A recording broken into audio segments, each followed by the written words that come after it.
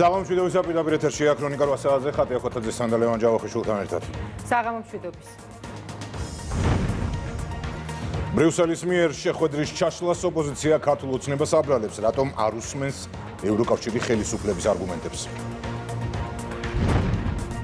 უპრეცედენტო რაოდენობის ინვესტიცია და ლელოს აბსურდული თეორიები. კანონთან კონფლიქტში მყოფ ბავშვებზე ზრუნვარას გულისხმობს მმართველი გუნდის ახალი კანონპროექტი. სომხეთის პრეზიდენტის ოფიციალური ვიზიტი საქართველოში და ქვეყნებს შორის სტრატეგიული პარტნიორობა. ვაჰაგან ხაჩატურიანი ხელისუფლების წარმომადგენლებს ხვდება. სპორტული მარცხი პოლიტიკური სპეკულაციებისთვის და შეურაცხყოფა გულშემატკივრობის ნაცვლად გიორგი მამარდაშვილის ბულინგი და თავდასხმა საქართველოს ნაკრებზე. მსოფლიოს საუკეთესო 20 და ევროპის 10 Freedom House-ის შეფასებით საქართველოში ინტერნეტი სრულად თავისუფალია.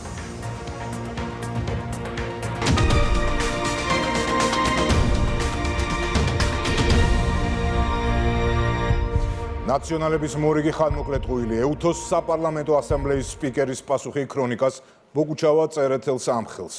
მმართველი გუნდის ნათქვამი მასპინძელმა ორგანიზაციამ ოფიციალურად დაადასტურა სტამბოლში, არანაირი რეზოლუცია არ მეუღიათ. ნაციონალების თავმჯდომარე კი, რომელიც ბრიუსელიდან შეთხზულ ამბავს ვიდეო მიმართვით საგანგებოდ ყვებოდა, დღეს აღარ გამოჩნდა. მეგინ არსავიძე გვერდება პირდაპირ ეთერში. ბოგუჩავას მორიგი ანტისახელმწიფოებრივი ტყუილის მოკლე ისტორია დერეფნებშივე დასრულდა. სიცრუეში ჯერ საქართველოს საპარლამენტო დელეგაციამ ამხილა, დღეს კი ეუთოს საპარლამენტო ასამბლეის სპიკერმა. თურქეთში ჩასული ოპოზიციონერები ასამბლეის პარალელურად ერთ-ერთ ოთახში მათ მოკავშირეებთან ერთად დასხდნენ. მორიგი ანტიქართული გზავნილი მოიფიქრეს და ეუთოს რეზოლუციად წარმოაჩინეს. შემდეგ ამ აბსურდის გასავრცელებლად ვიდეოც გადაიღეს და მედიისთვის გაავრცელეს. ასეთია სასოწარკვეთილი პოლიტიკოსების თურქეთში მოგზაურობისა და მარცხის ქრონოლოგია. ნაციონალური მოძრაობის სიცრუეზე აგებული პოლიტიკა ამჯერად ეუთოს საპარლამენტო ასამბლეის სპიკერმა გამოააშკარავა. ქრონიკის კითხვაზე პასუხად მოგწერა, რომ 17-19 ნოემბრის პერიოდში ეუთოს საპარლამენტო ასამბლეას არანაირი რეზოლუცია არ მიუღია. შესაბამისად დადასტურდა, რომ თინა ბოგუჩავამ მოიტყუა. მსჯავრდებული სააკაშვილის პარტიის თავმჯდომარე აცხადებდა, რომ თითქოს საპარლამენტო ასამბლეამ საქართველოს შესახებ ევროპის სახალხო პარტიის კრიტიკული რეზოლუცია მიიღო.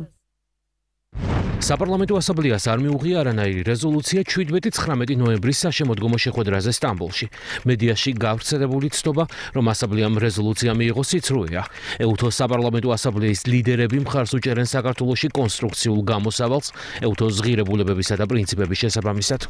ვიდრე ქართული ოცნების წარმომადგენლები საპარლამენტო ასამბლეას სახელმწიფოებრივი მიზნებისთვის იყენებდნენ. თურქეთში მყოფი თინა ბოგუჩავა და გიგი წერეთელი ერთ-ერთ ოთახში ევროპის სახალხო პარტიის წევრებს ხვდებოდნენ. სწორედ მოკავშირეებთან ერთად მიღებული ანტიქართული გადაწყვეტილების წარმოჩენას ცადეს ეუთოს საპარლამენტო ასამბლეაზე მიღებულ რეზოლუციად. ბოგუჩავა დეზინფორმაციის გავრცელებაში საქართველოს საპარლამენტო დელეგაციის წევრებმა ჯერ კიდევ გუშინ ამხილეს. ქართველი დეპუტატები აცხადებენ, რომ რადიკალები ვიწრო პარტიული დღის წესრიგის გასატარებლად უკვე ეუთოს საპარლამენტო ასამბლეის სახელის გამოყენებასაც არ ერიდებიან. ამ ფაქტზე ორგანიზაციის წარმომადგენლები უკვე ინფორმირებულები არიან. ამან გამოიწვია ძალიან დიდი აღშფოთება მათ შორის წევრებში, იმიტომ რომ მიუღებელია, როდესაც კონკრეტული პოლიტიკური პარტია, რომელიც საერთოდ არც არის ამ საპარლამენტო ასამბლეის წევრი, ასეთი, ასე ვთქვათ, მავნებლური გზებით ახდენს საზოგადოების დეზინფორმირებას და ასევე პრინციპში შეგვიძლია ვთქვათ, რომ სახელს უტევს საპარლამენტო ასამბლეას. ამიტომ დიდი მადლობა მათ იმისთვის, რომ ამ საკითხს ნათელი მოფინეს. ეს კიდევ ერთი მორიგი ნათელი მაგალითია, რომ ეს ეგრეთ წოდებული პოლიტიკური გაერთიანება პოლიტიკოსებიდან დივერსანტებად გადაიქცნენ საქართველოს მოსახლეობა და უკვე მთელი საერთაშორისო საზოგადოება ნათლად ხედავს, თუ რაზე არის აგებული ჩვენი რადიკალური ოპოზიციის დღის წესრიგი. ეს არის არა მხოლოდ საქართველოსთვის ძირის გამოთქრა, არამედ მათი მონდომება, რომ ეუთო და აზიანონ უკვე აშკარაა და ძალიან შემაშფოთებელია ჩვენი საერთაშორისო პარტნიორების. EUTOS საპარლამენტო ასამბლეის სპიკერის პასუხის შემდეგ სიცრუეში მხილებული პარტიიდან კომენტარი აღარ გაუკეთებიათ. რადიკალებისთვის არც დერეფნებში უსარგებლო სიარულია უცხო და არც ხანმოკლე ტყუილების გავრცელება.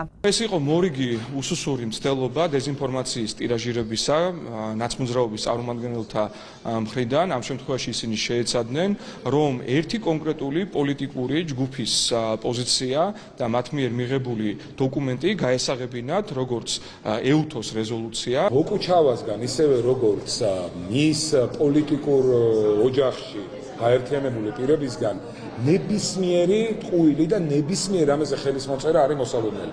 მათ აქვთ ეს არ ვიცი ეს უნარი შუბლის ზარღის გაწყვეტის თეთრზე შავის თქმის თუ გაუადდა თუ საზოგადოება დაიჯერებს თუნდაც მოკლევადით ისინი მიხრობენ რომ მათ რადიკალურ პოლიტიკურ დღესასწაულს ეს ხელს შეუწყობს. მაგრამ როგორც წესი ძალიან მალე ხდება ხოლმე გამოაშკარავება ამ ტყუილის და თვითონ აღმოჩნდებიან უხერხულ მდგომარეობაში.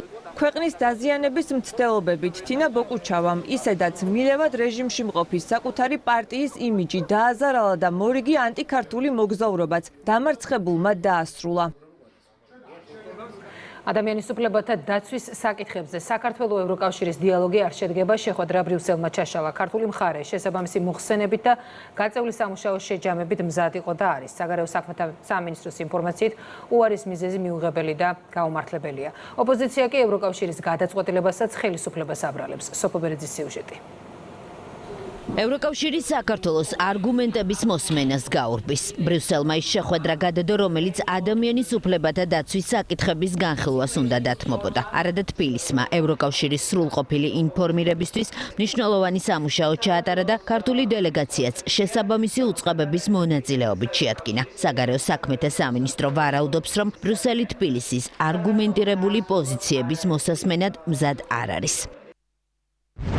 სამწუხაროდ ადამიანის უფლებათა დაცვის საკითხებზე საქართველოს ევროკავშირის დიალოგის შეხვედრის ჩატარებასთან დაკავშირებით ქართული მხარის მონდომების მიუხედავად ევროკავშირის მხარემ გადადო ზემოხსენებული შეხვედრა სრულიად მიუღებელი და გაუმართლებელი საბაბით.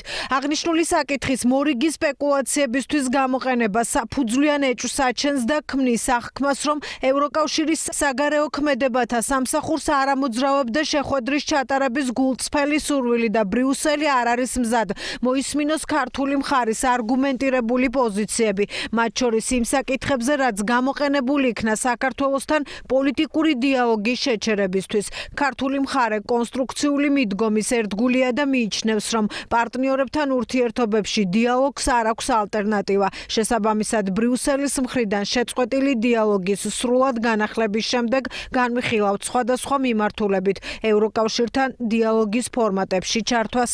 საგარეო უწყება მე დეტალს არ ასაჯაროებს, თუმცა არსებული ინფორმაციით ბრიუსელმა საქართველოს დელეგაცია დაიწუნა და შეხვედრის გადადების ერთ-ერთ საბაბად მისი შემადგენლობა მოიშველია. გავრცელებული ცნობებით საქმე თითქოს შინაგან საქმეთა მინისტრის მოადგილეს ალექსანდრე დარახველიძეს ეხება. ასეთი მიზეზი ოფიციალურად არავის არ მოუწოდებია.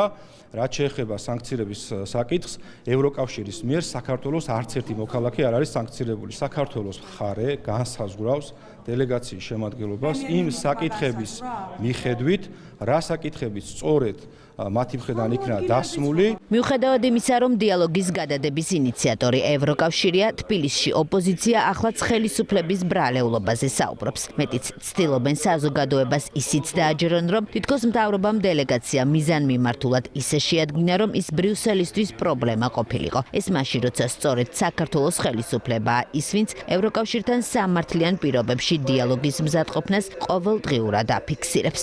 თუკი მათ სურთ რაიმე ფორმით ევროპელ პარტნიორებთან დიალოგი, სანქცირებული პირი შეიძლება შეიყვანო დელეგაციაში? თუ პროვოკატორი არ ხარ? დღეს ჩვენ რა რეალობაშიც ვიმყოფებით ევროკავშირთან, მის ინსტიტუტებთან, ასე ვთქვათ, თანამშრომლობის ნაწილზე, ეს არის პირდაპირ პასუხისმგებლობა ქართული ოცნების პოლიტიკის. საქართველოს არაპირებს საკუთარი დელეგაციის შემადგენლობის განსაზღვრის უფლებას სხვას მისცეს. შეხვედრის გადადების მიზეზად დიალოგის მონაწილეთა სიის მოშველიება სახელისუფლებო პარტიისთვის არგუმენტირებული პოზიციების მოსმენისგან თავის არიდების საბაბია. პირველი კანონმდებელი მიიჩნევს, რომ ბრიუსელი დიალოგს მართალი სიტყვის შიშით გაურბის. გასაკვირი არ არის, რომ ბრიუსელი დიალოგს გაურბის თან სწორედ იმ საკითხებზე, რომლებზეც რომ ვკითხო, ყველაზე მეტი სათქმელი ექნებოდათ. მიზეზი მარტივია. როდესაც საკუთარი პოზიციებით სრულ ნარატივებზე და დეზინფორმაციაზე გაქვს აგებული, ზუსტად იცი, რომ პირველივე არგუმენტირებულ საუბარში ეს ყალბი კონსტრუქცია ერთი მართალის სიტყვის შეხებით ჩამოგეშნება. სიმართლის პატივისცემისა და კრიტიკისადმი გახსნილობის გარეშე არანაირი ევროპა არ არსებობს. არავის გადასაწყვეტი არ არის, თუ რომელი პირი იქნება საქართველოს წარმომადგენლად დელეგაციაში ჩასმული, აღნიშნულ გადაწყვეტილებას იღებს ის გუნდი, რომელსაც აქვს უკვე მეათეჯერ ქართული ხალხის სრული მხარდაჭერა და აბსოლუტური უმრავლესობა ქართული საზოგადოებისა ანდობს ქვეყნის ბედს ქართულ ოცნების გუნდს. ადამიანის უფლებათა დაცვის საკითხებზე საქართველოს ევროკავშირის დიალოგის შეხვედრა ბრიუსელში 21 ნოემბერს უნდა გამართულიყო. რაცვლილებების სურთ ნაციონალების მეგობარ ევროპელებს საქართველოში ანდრეუს კუბილიუსი გაფართოების პროცესზე საუბრისას წინა პირობებს აღენებს. რას უნდა გულისხმობდეს ევროკომისარი, რომლის ყველა კომენტარი საქართველოსთან მიმართებით მხოლოდ ოპოზიციის გზავნილებს ასახავს მმართველი გუნდისთვის იოლი ასახსნელია. მარიამ ბუღაძე გიამბობთ. საქართველოს შეუძლია დაუბრუნდეს გაფართოების პროცესს, რა თქმა უნდა, თუ ქვეყანაში ცვლილებები მოხდება. ევროპული დემოკრატიის ორმაგი სტანდარტი, ქართველი ხალხის ნების უგულებელყოფა და შანტაჟის ახალი ეპიზოდი. Deep State-ისგან მართულმა ევროკომისარმა რეალური მიზნები გაამხილა. რასახის ცვლილებებს გულისხმობს კუბილიუსი, ამას ევრობიუროკრატების წარსული განცხადებებიც მოწმობს. ფაქტია მათთვის სასურველი პარტია მხოლოდ მათივე მართული კოლექტიური ნაცმოძრაობაა და რეალურად 1,200,000 ამომრჩევლის არჩევანი არაფერს წარმოადგენს. ქართულ ხალხს უკვე ბევრი და სხვადასხვა ფორმით უთხრეს, რომ მათთვის მისაღები ხელისუფლება არის კრებსითი ნაციონალური მოძრაობა. ამ განცხადებების მიუხედავად ქართველი ხალხი რჩება თავის მყარ პოზიციაზე, რომ არავითარი ნაციონალური მოძრაობის სახით აგენტურის თავზე შემოსმას არაპირებენ. ქვეყანაში მოქმედმა აგენტურულმა ძალამ საკუთარ თავზე აიღო პატრონების მავნე განცხადებების დაცვა. ნაციონალურ მოძრაობაში კუბილიუსის მოწოდებაში შანტაჟის ნიშნებს ვერ ხედავენ. თუმცა პარალელურად ამბობენ, რომ ყველაფერი კეთდება იმისთვის, რათა მმართველი ძალის რეპუტაცია შეილახოს. საბოლოო ჯამში ქართული ოცნება მოექცევა კიდევ უფრო ღრმა საერთაშორისო იზოლაციაში. ხალხის ძალისთვის საქართველოს ზეწოლას ერთი მთავარი მიზანი აქვს. ქვეყანა რუსეთთან სამხედრო დაპირისპირებაში ჩაერთოს. ქართველი ხალხის საფრთხეში ჩაგდებით ბრიუსელი საკუთარი თავის გადარჩენას ცდილობს. რამდენიმე დღის წინ თქვა კუბილიუსმა, რომ რუსეთი 2-4 წელიწადში მათ შორის ბალტიისპირა ქვეყნებს შეიძლება რომ გამოუცხადებს ომს. ანუ პირდაპირ აღიარა მან, რომ მას ურჩევნია, რომ უკრაინაში ომი იყოს, საქართველოში ომი იყოს, ოღონდ რუსეთმა არ მოიცალოს მერე ბალტიისპირა ქვეყნებისთვის და ზოგადად ევროპისთვის. საერთაშორისო განცხადებების ტონი და ევრობიუროკრატების მოთხოვნები ქვეყნის შიდა საქმეებში ჩარევად ფასდება. ევროინტეგრაციის პროცესში ქართველი ხალხის უსაფუძვლოდ დასჯის პარალელურად მოსახლეობამ არჩევანი, რომ უკვე დიდი ხანია გააკეთა ეს ბრიუსელს თბილისიდან, დღეს კიდევ ერთხელ შეახსენეს. როცა ის ამბობს, რომ ევროინტეგრაციის პროცესი შეჩერებულია, პირველი ეს არის ხელოვნურად შეჩერებული, სწორედ მათი მხრიდან უფრო დიდი ამოცანა არსებობს, რომ საქართველოს ჩათრეულ იქნეს იმ სოფლიო დაპირისპირებაში, რომელიც მიმდინარეობს. ჩვენმა საზოგადოებამ გააკეთა თავის დასკვნა, ეს არჩევანი გააკეთა სწორედ იმ პოლიტიკურ ძალაზე, ვინც სტაბილურობას პირდება. სამწუხაროდ ბრიუსელს, ევრობიუროკრატიას არ აინტერესებს რეალურად დემოკრატიული პროცესი და რომ ყავდეს თავისი მარიონეტები, რომელთაც პირდაპირ, ესე იგი, შესაბამის დავალებებს მისცემენ, რომლებიც უნდა იქნეს უაპელაციოდ შესრულებული. არგუმენტებისგან დაცლილი კრიტიკის ფონზე საქართველოს ამ დრომდე რჩება ცალმხრივი მეგობრობის ფორმატში. ქართული ოცნება განაგრძობს მუშაობას იმისთვის, რომ 2030 წლისთვის ქვეყანა ევროკავშირში გაწევრებისთვის სამართლებრივად მომზადებული იყოს. ბრიუსელი საქართველოში დაფინანსების გაუმჭვირვალე გზებს ეძებს, ევროპულ სტრუქტურებში კი გამჭვირვალობას მოითხოვენ. ევროპარლამენტის წევრი აცხადებს, რომ უკვე არაერთმა კორუფციულმა სკანდალმა სხვადასხვა სტრუქტურაში აჩვენა, რა მიზნით იყენებდნენ ევრობიუროკრატები და იყენებენ მესამე სექტორს. დაფინანსება ინტერესების გასატარებლად, ანუკი ჩხიკვაძის სიუჟეტი. ევროკომისია სურს წარმოაჩინოს, რომ არასამთავრობო ორგანიზაციების დახმარებით ქვეყანაში მოსახლეობის ინტერესებს იცავს. დემოკრატიის საფარქვეშ ევროკავშირიდან NGO-ების გავლით ქვეყანაში შემოსულ შავფულს რომ კეთილი მიზნები არ აქვს, ამაზე უკვე თავად ევროპულ გაერთიანებაში საუბრობენ. ევროპარლამენტარი ანდრაშ ლასლო განმარტავს, რომ ბრიუსელი ამ ფინანსებით კანდიდატ თუ წევრ სახელმწიფოებში საკუთარი პოლიტიკის გატარებას ცდილობს. ამ ფონზე კი კიდევ უფრო ნათელი ხდება, რატომ ეძებს ევრობიუროკრატია ახალ გზებს ქართული არასამთავრობოების დაფინანსებისთვის. მარტა კოსის სკანდალური აღიარების შემდეგ ლასლო იმ წარსულ გამოცდილებას იხსენებს, როცა მსგავსი თაღლითური სქემის უკან მათ შორის ევროკომისარი იდგა. არასამთავრობოები კანონის უზენაესობა, LGBT, მიგრაცია თუ სხვა საკითხი ყოველთვის გამოიყენება იმ პოლიტიკის გადასაფარად, რომლის გატარებაც სურს ევროკავშირის წევრ თუ კანდიდატ სახელმწიფოებში.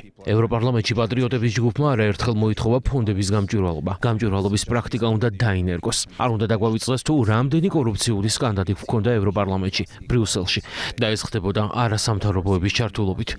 ჩვენ გამოვიარეთ კატარგეითი, ფრანს ტიბერმანსის სკანდალი კლიმატის საკითხებზე. ნახეთ, რომ ყოფილი ევროკომისარი კანონის უზენაესობის საკითხებში თავად ათეთრებდა ფულს. ამ ყველაფერს წერტილი უნდა დაესვას. ვითხოვთ სრულ გამჭვირვალობას და აუცილებელია ხალხის მიერ დემოკრატიული წესით გაკეთებულ არჩევანს პატივი ვცეთ. ევროპარლამენტარის ამ განცხადების შემდეგ მარტივი მისახვედრია თუ რას მოხმარდება ის თანხა, რომლის გაორმაგებასაც ევროკავშირი გეგმავს. თუმცა მარტა კოსის აღიარება მხოლოდ ამ ინფორმაციის გასაჯაროებით არ შემოიფარგლება. ჩვენ ახლა ვეძებთ გზებს, თუ როგორ გადავცეთ მათ ფული ისე, რომ არ დავაზარალოთ ისინი. მაგალითად, გასულ კვირას მქონდა დიალოგი კანდიდატი ქვეყნების სამოქალაქო საზოგადოების წარმომადგენლებთან, სადაც საქართველოს წარმომადგენელიც იმყოფებოდა. ვინ ესწრებოდა ევროპაში შემდგა შეხვედრას და რა საკითხები განიხილეს, ამაზე არასამთავრობო სექტორის წარმომადგენლები არ საუბრობენ. კოსის დაცვა საკუთარ თავზე ოპოზიციამ აიღო, რომელმაც ევროკომისრის აღიარებას კიდევ უფრო მეტი სინათლე მოჰფინა და პირდაპირ თქვა, რომ ბრიუსელიდან წამოსული ფინანსები რუსთაველზე მიმდინარე პროცესების განვითარებას მოხმარდება. ჩემთვის გასაგებია, რატომ ზრდიან სამოქალაქო საზოგადოების მიმართ მხარდაჭერას, მათ შორის ფინანსურს. როდესაც ქვეყანაში პროტესტი ისჯება ერთი წლით რუსთაველის გამზირზე გზის გადაკეტვა, ბუნებრივია, რომ ბევრად უფრო მეტი მხარდაჭერა ჭირდება. როცა იზრდება ფინანსები, იზრდება მოთხოვნაც. ეს ლოგიკური ჯაჭვი მართლ გუნდს იმის ქმის საფუძველს აძლევს, რომ ბრიუსელი გაზრდილი დაფინანსების შემდგომ ქართულ რადიკალებზე კიდევ უფრო ექსტრემისტულ და ხის დავალებებს გასცემს. ერთ მხრივ ეს არის აღიარება და მეორე მხრივ ეს არის მითითება არასამთავრობო ორგანიზაციებისადმი და მათზე დამოკიდებული კონკრეტული პირებისადმი, რომ ეს უფრო ექსტრემისტული მოძრაობები უფრო ხისტი უნდა იყოს, მათ მიერ ორგანიზებული საპროტესტო აქციები უფრო ხისტი უნდა იყოს, რათა დროულად მოხდეს მათი დაფინანსება. ვეძებთ დაფინანსების გზებს, ნიშნავს იმას, რომ აპირებენ შავი ფულის შემოტანას.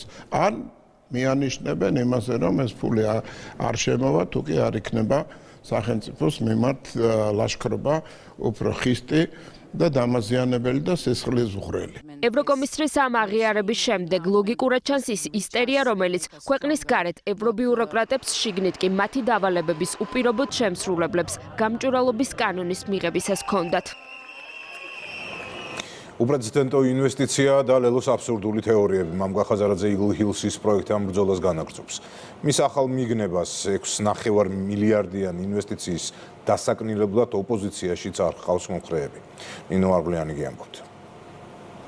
დამოუკიდებელი საქართველოს ისტორიაში ყველაზე მასშტაბურ ინვესტიციასთან დაკავშირებით ლელოს ფანტაზია პოლიტიკურ საზღვრებს გასცდა. მამუკა ხაზარაძეს და მის პარტიას ჰგონია, რომ არაბული ინვესტიცია ქართული მიწის წაღებას ნიშნავს.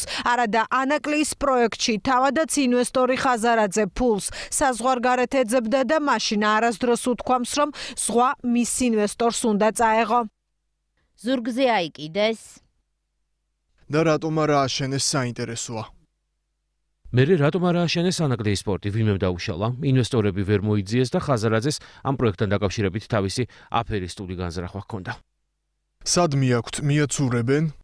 ლელოს გამოფხიზლება მათსავე ეგრეთ წოდებულ ქარდზე დაწერილმა კომენტარებმაც ვერ შეძლო. საქართველოს სახელმწიფო მიწა წაიღეს ჩემი დიდი ეჭვით სამწუხაროდ, იმიტომ რომ არ ვიცი კონტრაქტის დგენელები და ეჭვის საფუძველზე ვლაპარაკობ, ჩემი დიდი ეჭვით ამ მიწის გარდა იქ საწესებო კაპიტალს დღეს არაფერი არ არის. ხაზარაძე ჯაფარიძის პარტია ამ პოზიციით ოპოზიციაშიც კი უმცირესობაშია. სხვებს ქართული მიწის ქვეყნიდან გატანის შიში არ აქვთ. მათი მოთხოვნა იგლ ჰილსსა და სახელმწიფოს შორის გაფორმებული ხელშეკრულების გასაჯაროებას არ სცდება, რომელიც საერთაშორისო პრაქტიკით კომერციული საიდუმლოებაა.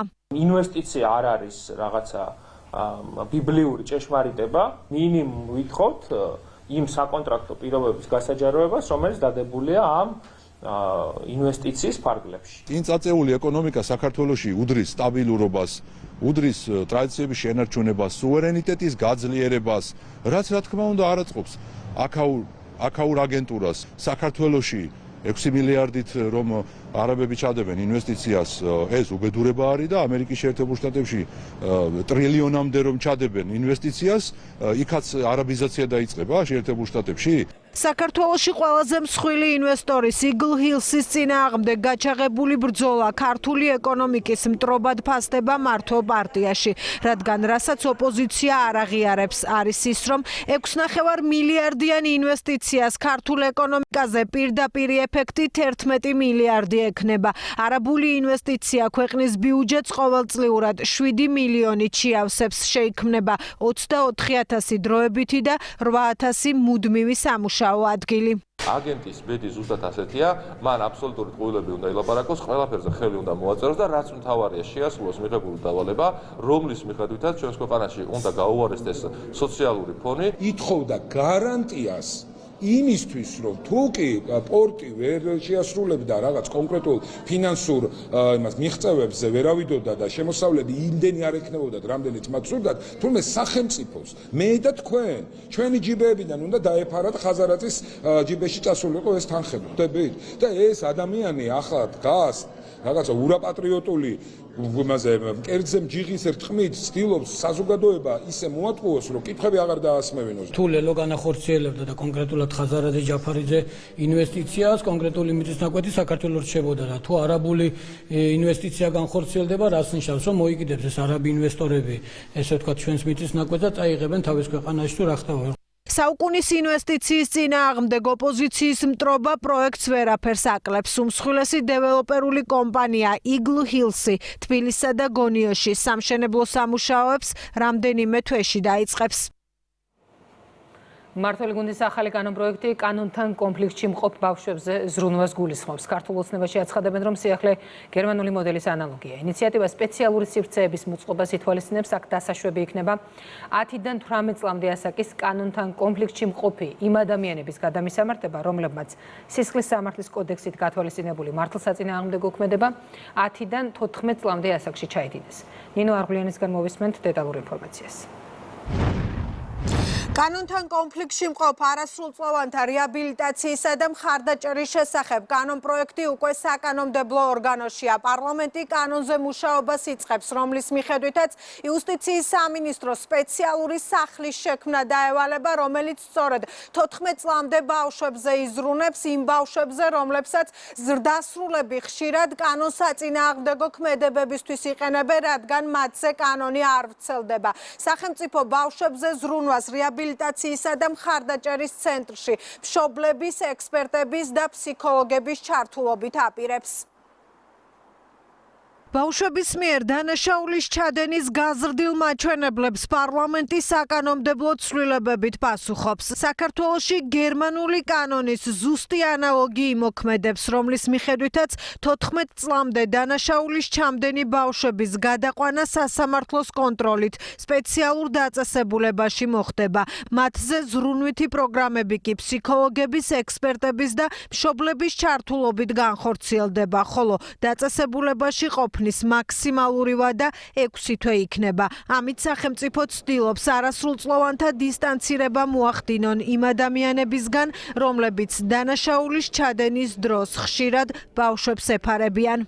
დაწესებულება პირდაპირ იქნება მორგებული ბავშვების საუკეთესო ინტერესებზე, სადაც გათვალისწინებული იქნება სპეციალიზებულად თითოეული ბავშვზე ორიენტირებული პროგრამა, რომელიც მოიცავს ფსიქოლოგის ჩართულობას, ექსპერტის ჩართულობას და მზრუნვის განმახორციელებელი სხვა პირების ჩართულობას. ამავდროულად უზრუნველყოფილი იქნება ბავშვების სწავლა-განათლება, სკოლაში მისაღებ განათლებასაც მიიღებენ. ამავდროულად ექსპერტები იმუშავებენ იმისათვის, რომ მათი ქცევა შეიცვალოს, აღარ იყვნენ მიდრეკილები დანაშაულის ჩასადენად და პირიქით მათი რესოციალიზაცია მოხდეს. რეაბილიტაციისა და მხარდაჭერის ცენტრი, რომელიც ბავშვების საუკეთესო ინტერესების დაცვით აშენდება, არ იქნება სასჯელის მოხდის ადგილი. აქ მოზარდები შეძლებენ განათლების მიღებასაც და სახელმწიფო მათზე ზრუნვას მშობლების დაკვირვებით განახორციელებს. კანონპროექტის მიზანია კანონთან კონფლიქტში მყოფმა ბავშვებმა 18 წლის შემდეგ დრო კრიმინალის ნაცვლად განათლებას დაუთმონ.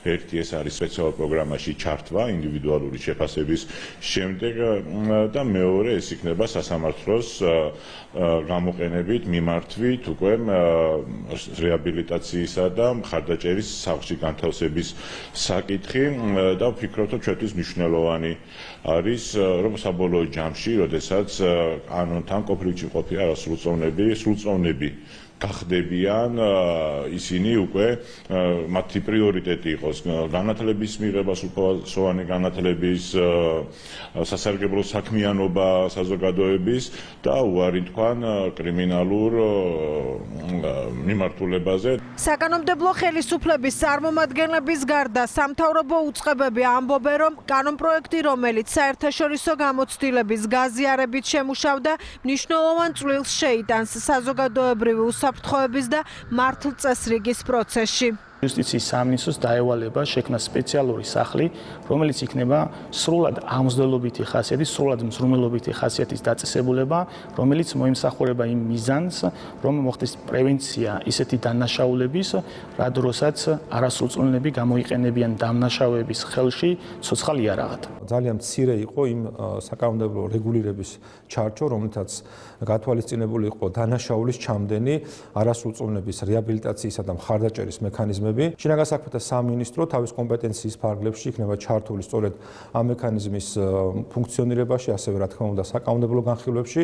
მნიშვნელოვანია, რომ იარსებებს მექანიზმი, რომელიც ქვეყანას მისცემს საშუალებას, რომ იზრუნოს იმ ბავშვებზე, რომლებიც ჩადიან დანაშაულს, მაგრამ პასუხისმგებლობის ასაკის მიუღწევლობის გამო ვერ ხდება მათი კონკრეტულ სერვისებში გადამისამართება.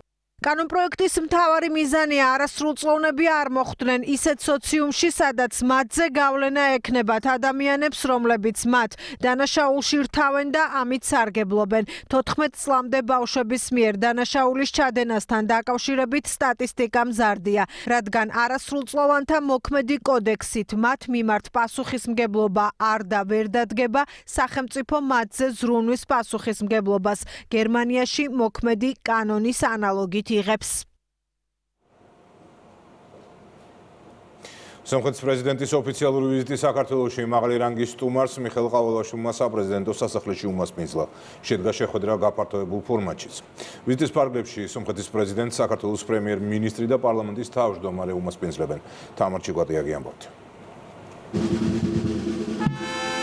ორ ქვეყანას შორის მჭიდრო ურთიერთობები, თანამშრომლობის გაფართოება და რეგიონში მშვიდობისა და სტაბილურობის შენარჩუნება. საქართველოში სომხეთის პრეზიდენტის ვიზიტი დაიწყო. დახვედრის ოფიციალური ცერემონია პრეზიდენტის სასახლეში და ორი ქვეყნის სახელმწიფო ჰიმნი.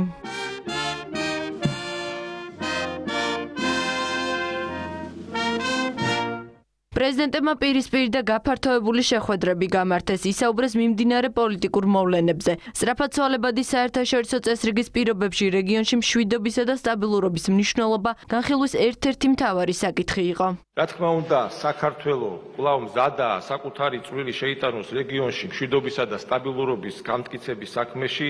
შეხვედრის დეტალები ერთობლივ ბრიფინგზე შეჯამდა. საქართველოს და სომხეთის პრეზიდენტებმა აღნიშნეს, რომ მდგრადი მშვიდობისა და სტაბილური გარემოს უზრუნველსაყოფად მნიშვნელოვანი წინგადადგმული ნაბიჯია 8 აგვისტოს ვაშინგტონში სომხეთსა და აზერბაიჯანს შორის მიღწეული სამშვიდობო შეთანხმება. სოფლიოში დაძაბული ვითარების ფონზე ჩვენ პოლიტიკური, ეკონომიკური და ხალხთა შორის კავშირების განვითარებას განვაგრძობთ. სურს ხაზი გაუსვა, რომ მდგრადი მშვიდობისა და სტაბილურობის გარემოს უზრუნველყოფის თვალსაზრისით მნიშვნელოვანი წინ გადადგმული ნაბიჯია 8 აგვისტოს ვაშინგტონში სომხეთსა და აზერბაიჯანს შორის მიღწეული სამშვიდობო შეთანხმება, რასაც ბუნებრივია მხოლოდ და მხოლოდ ჩვენი ქვეყანა მიესალმება.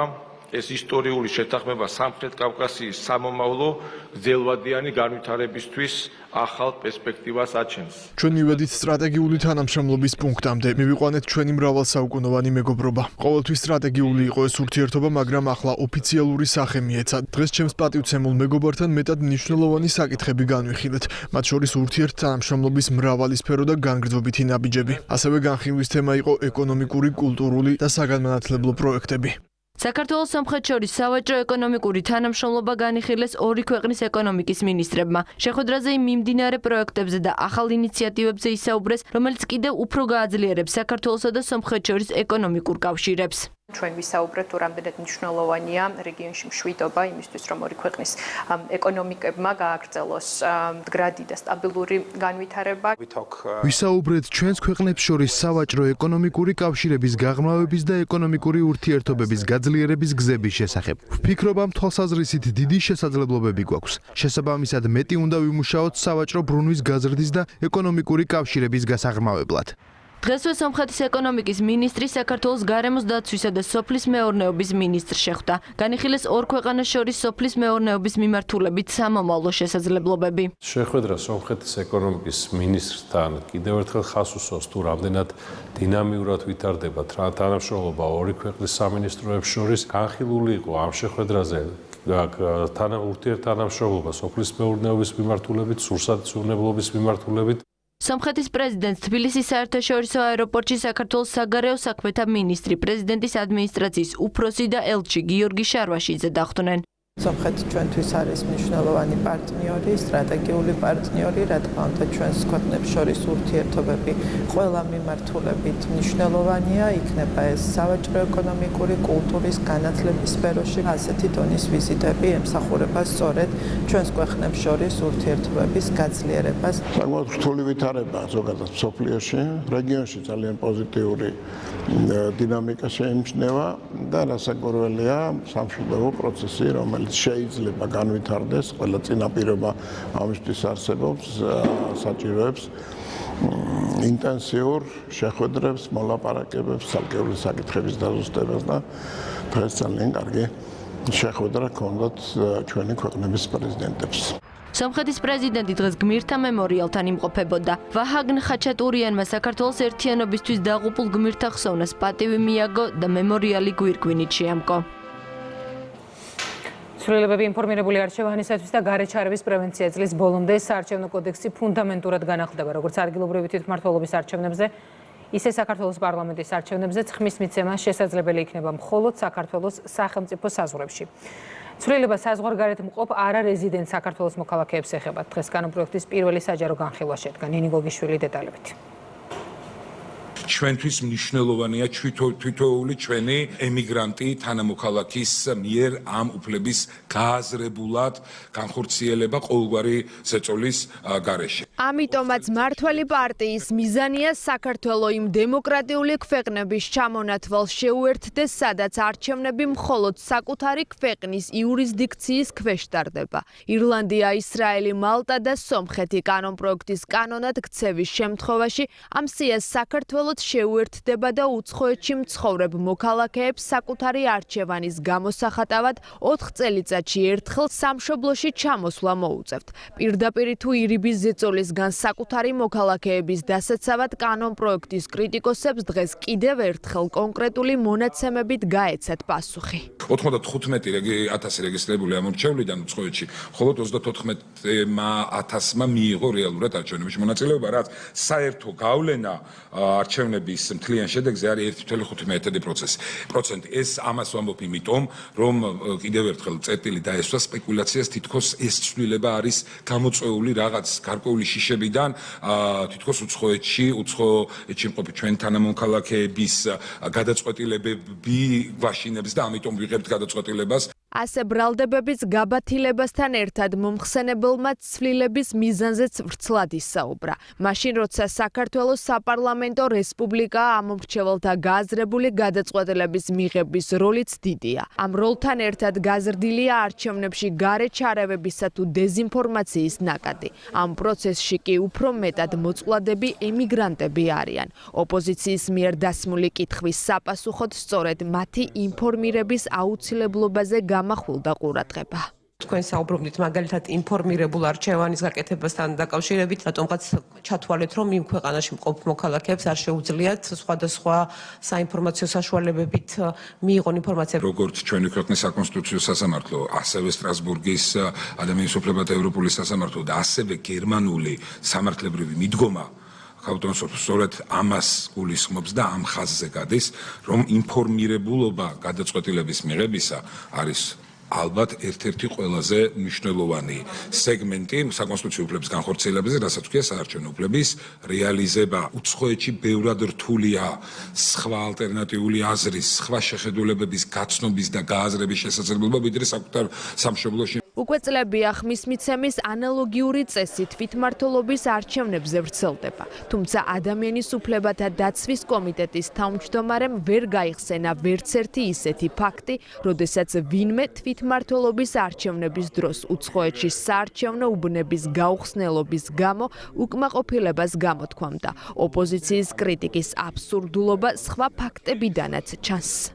თუ ჩვენ ამ შემთხვევაში ოპოზიციის ნარატივს გავყვებით, აღმოჩნდება, რომ ესეთი ქვეყნები, რომლებიც სწორედაც რომ დიდი დიასპორით გამოირჩევიან საერთაშორისო დონეზე, როგორიც არის ისრაელი და ირლანდია, მაშინ გამოდის, რომ ეს ადამიანები საკუთარ მოქალაქეებს, რომლებიც ქვეყნის გარეთ იმყოფებიან, პატივს არ სცემენ და მათ უფლებებს ლახავენ. ოპოზიციას უნდა რომ გააკრიტიკოს ქართული ოცნება, გააკრიტიკოს საქართველო, მაგრამ საბოლოო ჯამში აღმოჩნდება ხოლმე, რომ აკრიტიკებენ ან ევროპას, ან რომელიმე ქვეყანას, ან ამერიკის შეერთებულ შტატებს.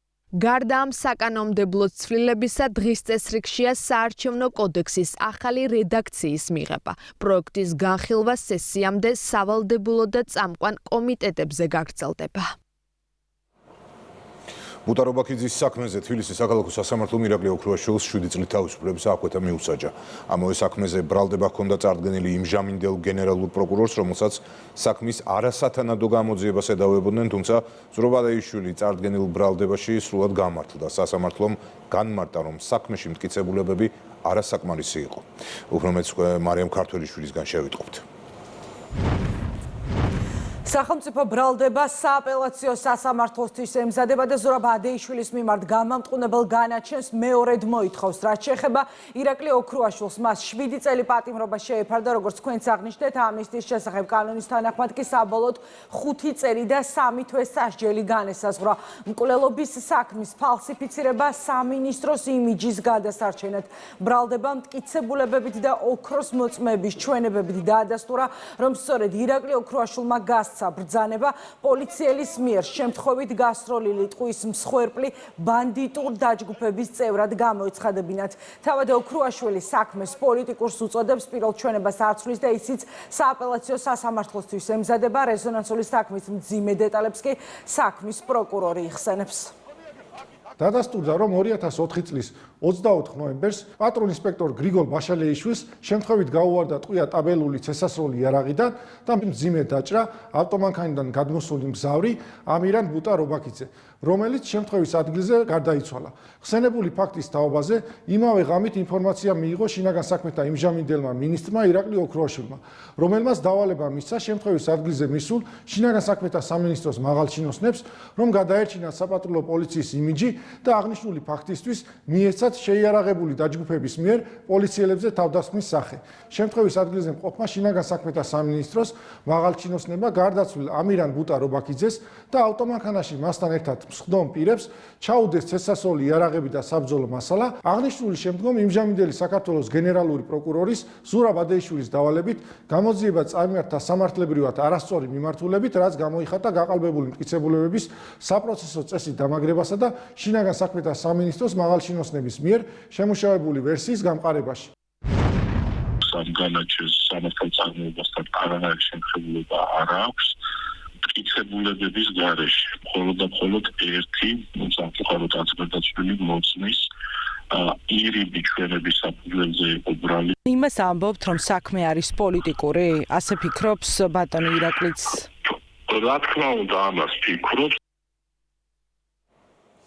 ბუტო რობაქიძის საქმის განაჩენს სოციალურ ქსელში გამოეხმაურა ია მეტრეველი. დაზარალებული ამბობს, რომ დანაშაულში სააკაშვილის ხელისუფლების ვერტიკალი იყო ჩართული და ახლა სააპელაციო სასამართლოსგან ზურაბ ადეიშვილის მიმართ გამოტანილი განაჩენის შეცვლას ელოდება. ჯობს გვიან ვიდრე არასდროს. ბატონ ოქრუაშვილს ბუტას საქმეზე 7 წელი მიუსაჯეს. თუმცა ვწუხვარ, ადეიშვილი რატომღაც გაამართლეს. ადეიშვილის ხელმძღვანელობით მოქმედებდნენ ყველა დანარჩენი სტრუქტურები. მიშარა ბრძანებასაც გასცემდა, ადეიშვილი ასრულებინებდა ყველას. იმედს ვიტოვებ, სასამართლოს შემდგომი ინსტანცია მაინც გაამტყუნებს გარეწარ ადეიშვილს. ირაკლი ოქრუაშვილს და ზურაბ ადეიშვილს პროკურატურა სამსახურეობრივი უფლებამოსილების ბოროტად გამოყენებას ედავებოდა, რამაც დაზარალებულის პირადი ღირსების შეურაცხყოფა გამოიწვია. ამ საქმეზე უკვე გასამართლდნენ საპატრულო და კრიმინალური პოლიციის ყოფილი მაღალჩინოსნები, ასევე შინაგან საქმეთა სამინისტროს პრეს-ცენტრის ყოფილი ხელმძღვანელი გურამ დონაძე. ჯამში პასუხისგებაში მიეცა 6 ადამიანი. მადლობა მარიამ, ეს მარიამ ქართველიშვილი იყო. სამართალდამცველებმა დიდი ოდენობით ნარკოტიკული საშუალების უკანონო შეძენა შენახვის და საქართველოში შემოტანის ბრალდებით თურქეთის მოქალაქე დააკავეს.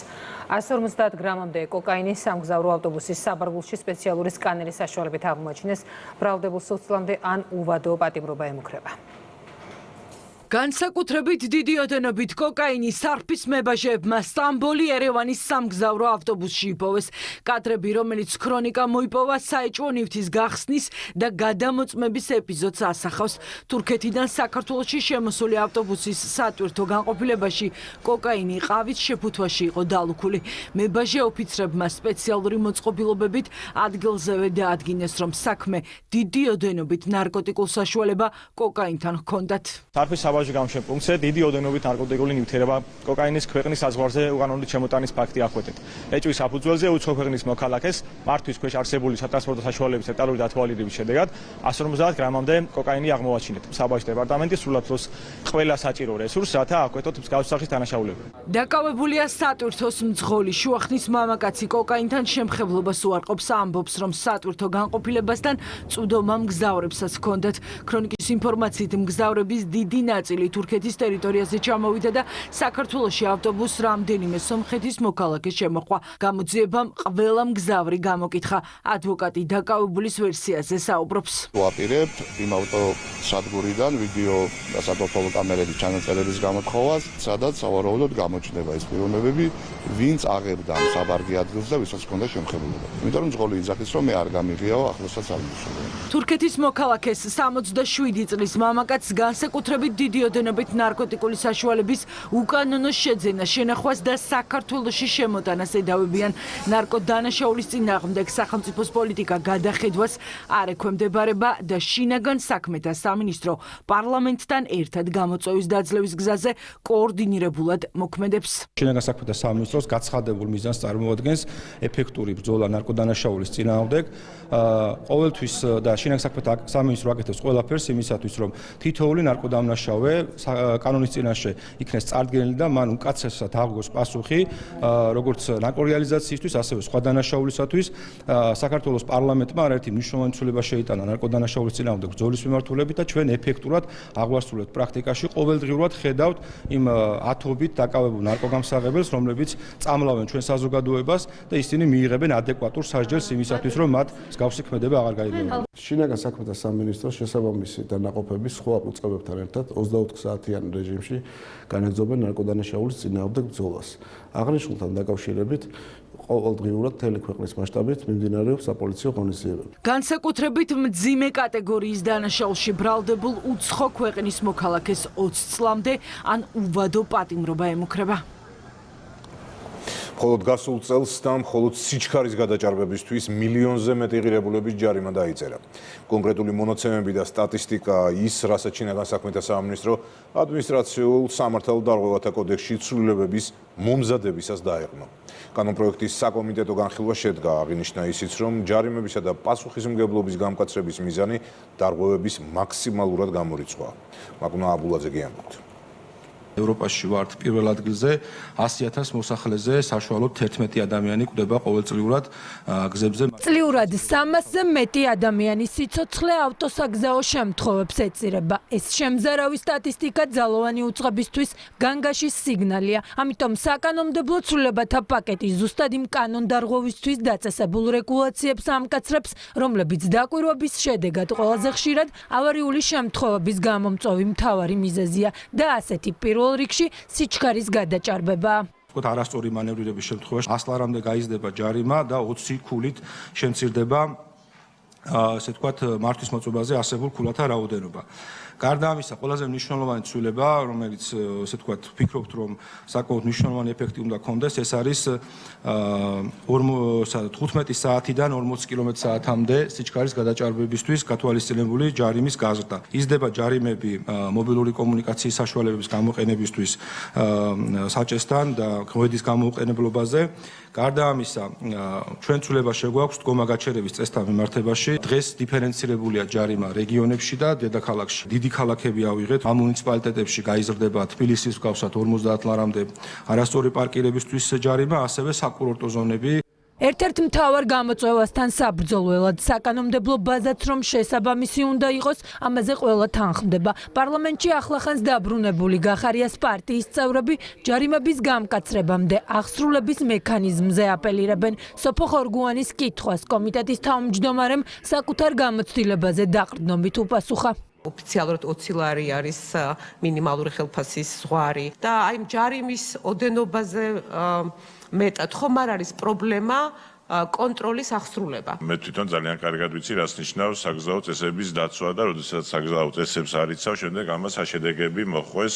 იმაზე აპელირება, რომ ვიღაცა შეიძლება რაღაც ვთქვათ შესაბამისი შემოსავალი არ ქონდეს, ნამდვილად არანაირი არგუმენტი არ არის. დეპუტატების კითხვები შეეხებოდა კონტროლის და კანონმდებლობის კიდევ უფრო გამკაცრებას. მათ შორის ხომ არ უნდა გადაიხედოს კანონის ხშირად დამრღვევი მძღოლებისთვის მართვის მოწმობის დროებით ჩამორთმევის საკითხიც.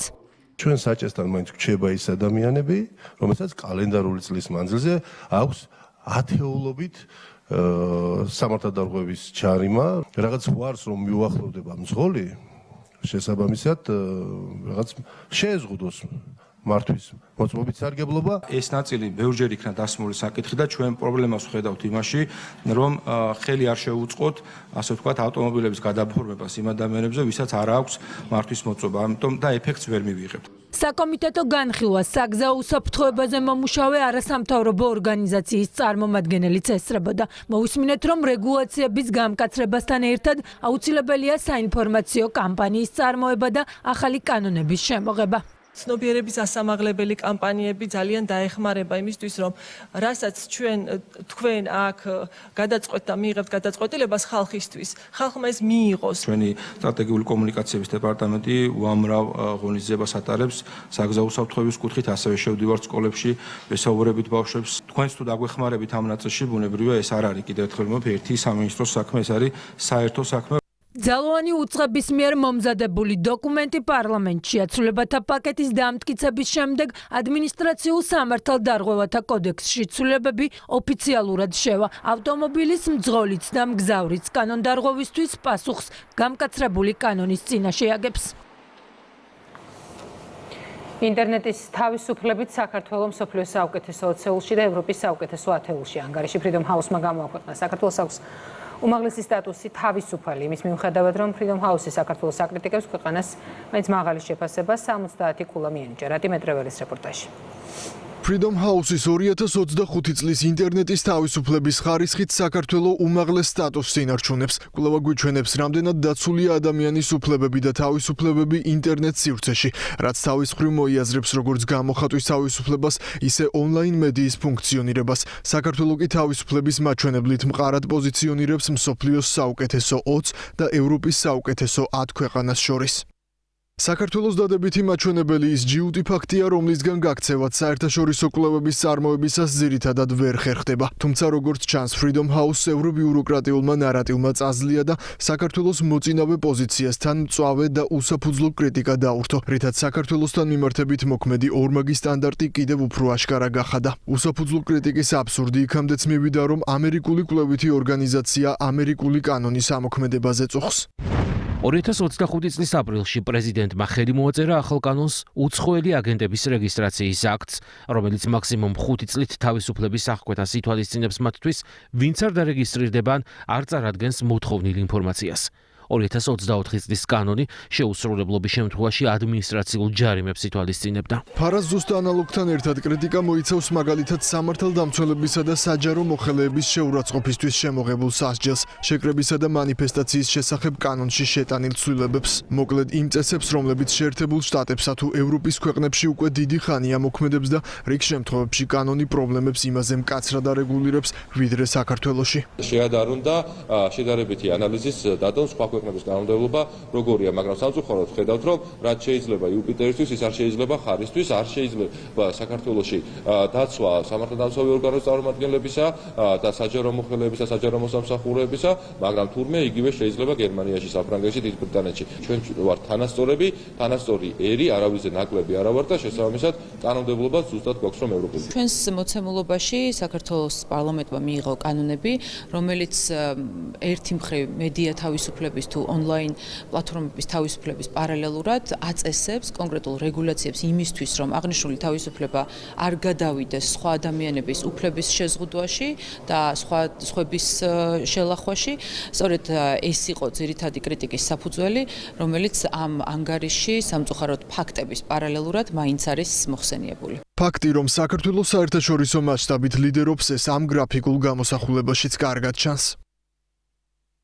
თბილისის 2026 წლის ბიუჯეტი გასულ წელთან შედარებით 100 მილიონით იზრდება და ჯამური მოცულობაც 2 მილიარდ 82 მილიონ 500.000 ლარამდე იქნება. ბიუჯეტის პირველადი პროექტი უკვე საკრებულოშია. ტრანსპორტი, ინფრასტრუქტურა, ეკოლოგიის გაუმჯობესება, ბინათ მესაკუთრეთა ამხანაგობების მხარდაჭერა, ჯანდაცვა და სოციალური მიმართულება, კულტურა, სპორტი და ახალგაზრდობა კვლავ ძირითად პრიორიტეტებად რჩება. განხილვებისა და კონკრეტული რეკომენდაციების შემდეგ ბიუჯეტს საკრებულო უკვე წლის ბოლომდე დაამტკიცებს. მარიამ მელაშვილი გიამბობთ. დედაქალაქის მერიის ბიუჯეტი 2026 წელს 100 მილიონი ლარით გაიზრდება და თბილის 2 მილიარდ 82 მილიონ 482.000 ლარი ექნება. ბიუჯეტის პირველი ვარიანტი თბილისის საკრებულოს უკვე გადაეგზავნა. საკომისიო განხილვებიც მალე დაიწყება. თანხა პრიორიტეტების მიხედვით გადანაწილდა, რაც სატრანსპორტო ინფრასტრუქტურას, ეკოლოგიის გაუმჯობესებას, ჯანდაცვას და სოციალურ მიმართულებებს, კულტურასა და სპორტს მოიცავს. საკუთარი შემოსავლები გვაქვს 1 მილიარდ 474 მილიონ 814.000 ლარი. სახელმწიფო ბიუჯეტიდან კაპიტალური სპეციალური ტრანსფერი 580 მილიონი ლარია. სხვა კაპიტალური გრანტები 25 მილიონ 480.000 ლარი. მიზნობრივი ტრანსფერი 1.783.000 ლარი. საკმაოდ ამბიციური გეგმები გვაქვს თბილისთან დაკავშირებით. ჩვენ საარჩევნო კამპანიის დროს საზოგადოებას მივაწოდეთ ინფორმაცია თუ რის გაკეთებას ვაპირებთ მომდევნო 4 წლის განმავლობაში. შესაბამისად 2026 წელს დავიწყებთ ძალიან მნიშვნელოვან პროექტების განხორციელებას. 2026 წელს ინფრასტრუქტურული პროექტებისთვის 5 მილიონამდე ლარი სახელმწიფოს მხრიდან დაპირებულ მსხვილ პროექტებს მოხმარდება. მათ შორის ამ ბიუჯეტით იგეგმება არჩევნების წინ დაპირებული ტრამვაის მშენებლობა, რუსთაველის გამზირის რეაბილიტაცია, ავარიული სახლების ჩანაცვლება და ბაგა-ბაღების მშენებლობა. ჩვენი ინფრასტრუქტურის მიმართულებით გვაქვს ძალიან ამბიციური გეგმა. იცით რომ გვაქვს გამზირების რეაბილიტაცია, ძველი თბილისის რეაბილიტაცია, გარკვეული ისტორიული ძეგლების ავარიული სახლების ჩანაცვლება, ასევე სატრანსპორტო ინფრასტრუქტურის განახლება, განვითარება, მეტროს სადგურების რეაბილიტაცია. ჯანდაცვისა და სოციალური მიმართულება კვლავ პრიორიტეტად განისაზღვრა, ამიტომ ბიუჯეტის 28% სწორედ ამ მიმართულებას მოხმარდება. გათვალისწინებულია 600 მილიონამდე ლარი. 2026 წელს გაიზრდება აუტისტური სპექტრის ბავშვებისთვის დაფინანსება და შეზღუდული შესაძლებლობის მქონე პირთა ერთჯერადი დახმარება. გაიზრდება საკვირაო მომსახურების ვაუჩერის ღირებულება და შესაბამისად ზოგადად დაახლოებით მხოლოდ ამ მიმართულებით არის 5%-იანის და ანუ აქ საუბარია ბიუჯეტის საერთო მოცულობაზე. დედაქალაქის მერია წინა წლების მსგავსად 2026 წლისთვის გამოყოფილ თანხას დედაქალაქის მოსახლეობის ინტერესების შესაბამისად დახარჯავს. თბილისის მერის პრიორიტეტი კვლავაც თბილისზე და თბილისელებზე სრუნვაა. დღეს ყველა სიახლეს გაიცნობით იმედი ნიუზჩისა. 23 საათზე კი იმედი ლაივში ნახავთ ინტერვიუს საქართველოს პრემიერ-მინისტრთან.